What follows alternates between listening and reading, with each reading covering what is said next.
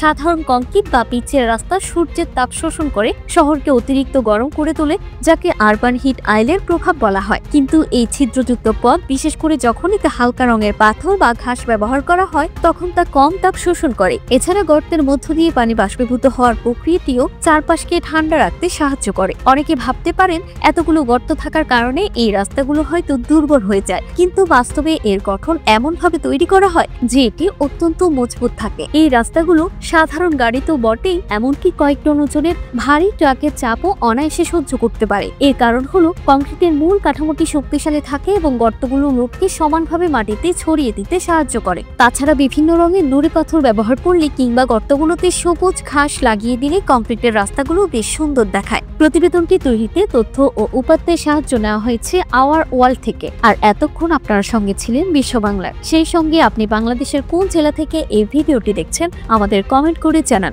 আমরা পরবর্তী ভিডিওতে আপনাকে ধন্যবাদ জানাতে ভুলব না। এতক্ষণ বিশ্ব বাংলার সাথে থাকার জন্য অসংখ্য ধন্যবাদ।